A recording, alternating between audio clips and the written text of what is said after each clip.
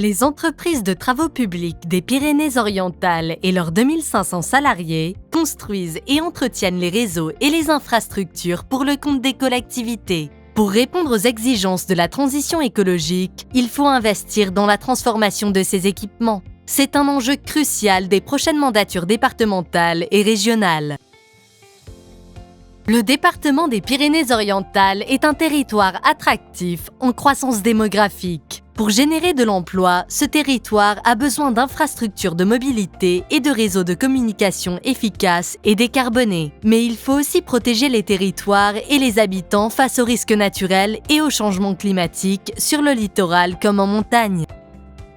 Le réseau routier est le premier support des mobilités dans les Pyrénées-Orientales. Il représente près de 7500 km de voiries, principalement communales et départementales. Ce réseau comprend aussi plus de 1500 ouvrages, essentiellement des ponts et des franchissements. Sans une politique d'entretien suivie, la qualité de service de ce patrimoine se dégrade rapidement. Le département est le premier opérateur et le premier investisseur en matière de voirie sur le territoire. La voirie, c'est aussi le support des nouvelles mobilités. Pour décarboner les mobilités, il faut accélérer la mise en service des nouveaux équipements comme les aires de covoiturage, les pôles d'échange, les bornes de recharge de véhicules électriques, les pistes cyclables, les voies vertes et partagées. Le département met actuellement en œuvre un programme ambitieux des voies vertes et cyclables. Les Pyrénées-Orientales concentrent de nombreux enjeux de mobilité ferroviaire. La grande vitesse est toujours attendue à Perpignan. Le fret Perpignan-Rungis, les trains du quotidien et le train jaune sont l'objet d'interrogations. Des pôles d'échange multimodaux sont nécessaires pour connecter toutes les mobilités au rail. La poursuite d'une politique régionale ferroviaire ambitieuse est essentielle. Le littoral catalan est un atout économique et touristique essentiel. Les stations du littoral, les ports de plaisance, de pêche et de commerce ont des besoins importants d'adaptation. Le département poursuit la valorisation de Port-Vendre. Pour consolider les atouts et protéger l'environnement, les investissements doivent être poursuivis, notamment dans le cadre du plan Littoral 21.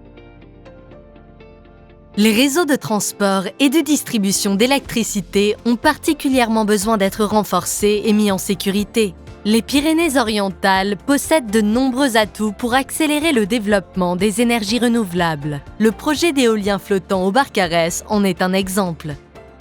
L'éclairage public représente 40% de la consommation électrique des collectivités. Pour atteindre les objectifs de sobriété énergétique et réduire la pollution lumineuse, il faut accélérer la modernisation des installations. Le réseau gaz est un atout. Il faut l'entretenir et surtout l'adapter aux enjeux de demain, la production et la distribution des gaz verts. Les équipements de méthanisation se développent dans les Pyrénées-Orientales. Des stations de distribution de gaz vert pour les véhicules sont en construction avec le soutien de la région. Pour atteindre les objectifs de transition énergétique, il faut accélérer ces équipements.